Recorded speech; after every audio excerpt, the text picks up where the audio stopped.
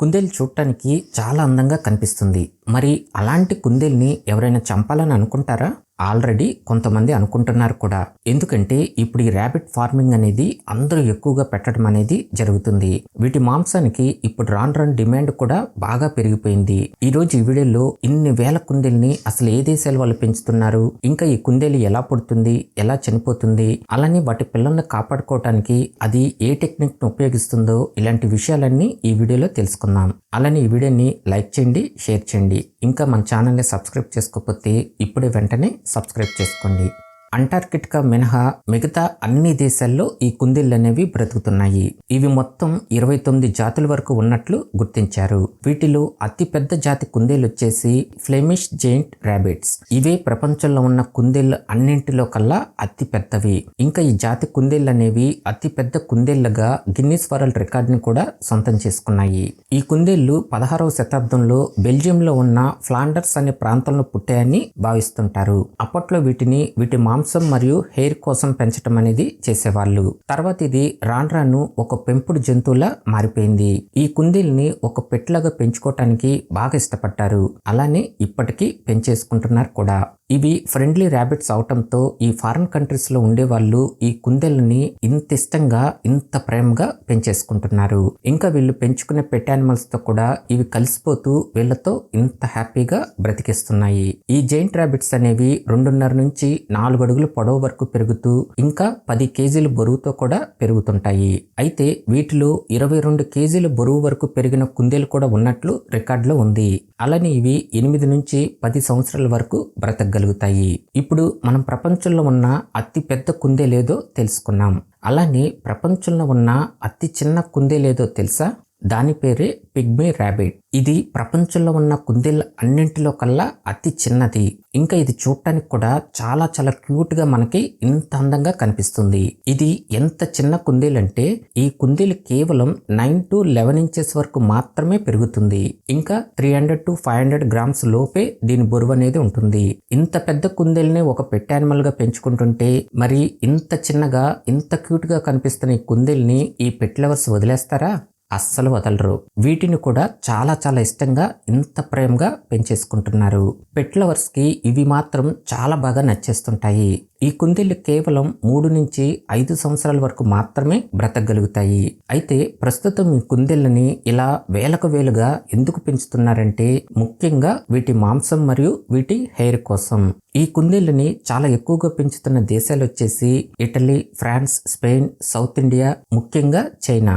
కేవలం 2022లోనే ఈ చైనా ఇతర దేశాలకి ఈ కుందేలు మాంసాన్ని ఎంత ఉత్పత్తి చేసిందో తెలుసా? ఏకంగా 35 కోట్ల కేజీల మాంసాన్ని. ఒక పక్క చైనా ఈ కుందేలు మాంసాన్ని ఉత్పత్తి చేస్తూ రికార్డ్ బ్రేక్ చేస్తే మరో పక్క ఫ్రాన్స్ దేశం 7 కోట్ల కుందేళ్ల యొక్క హెయిర్ ని అన్ని దేశాలకు ఉత్పత్తి చేస్తూ రికార్డ్ ని బ్రేక్ చేసేసింది. ఈ కుందేలు హెయిర్ తో ఏం చేస్తారు అనే డౌట్ అందరికీ వస్తుంది. ఇక్కడ మనం నమ్మలేని నిజమేంటంటే వీటి హెయిర్ తో ఇంత అందమైన కోట్స్ ని తయారు చేస్తూ అన్ని దేశాలకి అమ్మటం అనేది చేస్తున్నారు. ఇంకా వీటితో తయారు చేసే కోట్స్ కాస్ట్ కూడా చాలా ఎక్కువ మొత్తంలో ఉంటుంది. వీటిని జనాలు కొంటున్నారు కాబట్టి ఈ తయారీదారులు ఇంకా ఎక్కువ మొత్తంలో ఇలాంటి కోట్స్ ని తయారు చేసేస్తున్నారు.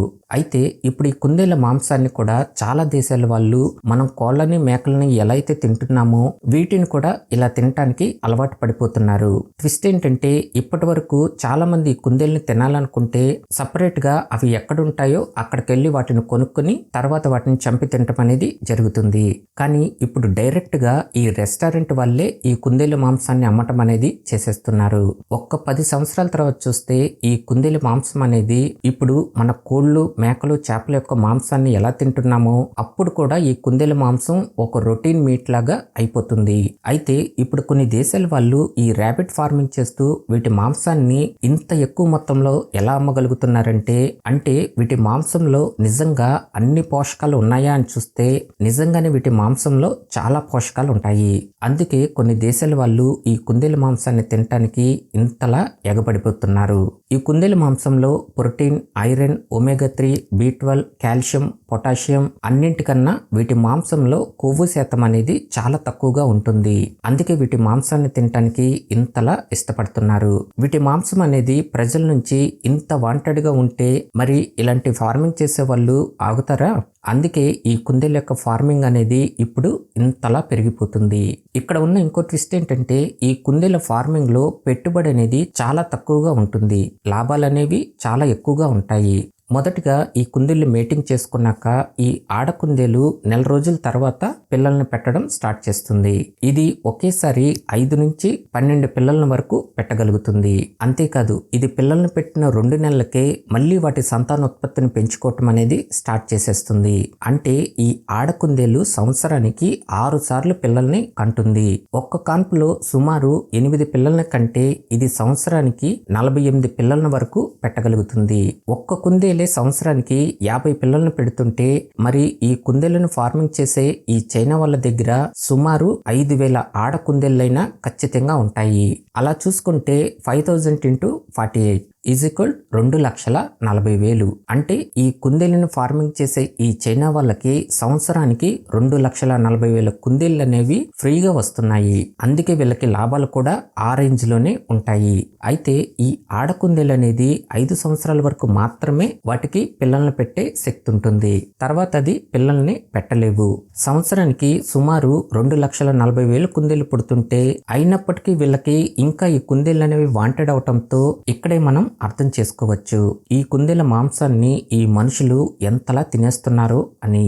అందుకే ఈ కుందేల ఫార్మింగ్ అనేది కొన్ని దేశాల వాళ్ళు ఇంతలా పోటీ పడుతూ వీటిని పెంచేస్తున్నారు. అయితే ఈ ఆడ కుందేలు పిల్లల్ని పెట్టాక వాటి పిల్లలకి హెయిర్ అనేది ఉండదు, కళ్ళు అనేవి తెరవలేవు, ఇంకా వాటికి చెవులు కూడా వినపడవు. 4 రోజుల తర్వాత వీటికి హెయిర్ అనేది మెల్లగా వస్తుంది.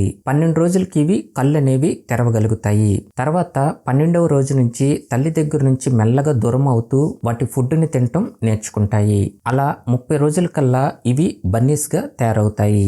ఆ తర్వాత 4 నెలల కల్లా ఇది పూర్తిగా అడల్ట్ కుందేలుగా మారిపోతుంది.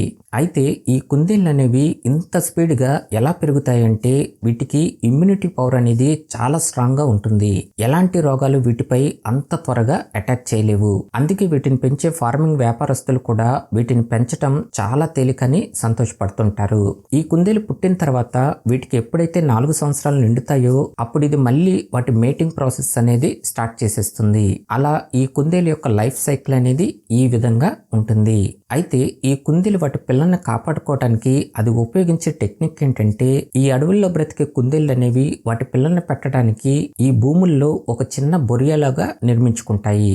ఆ గుంటల్లోనే వాటి పిల్లల్ని పెడుతుంటాయి. అలా ఇది వాటి పిల్లల్ని పెట్టాక ఆహారం కోసం బయటకు వెళ్ళినప్పుడు ఆ గుంటని మట్టితో పూడ్చేసి వెళ్ళిపోతుంది.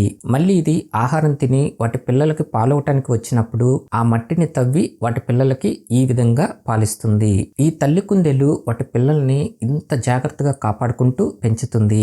ఓకే ఫ్రెండ్స్, ఈ వీడియో నచ్చితే లైక్ చేయండి, షేర్ చేయండి. ఇంకా మన ఛానల్ని సబ్స్క్రైబ్ చేసుకోకపోతే ఇప్పుడే వెంటనే సబ్స్క్రైబ్ చేసుకోండి.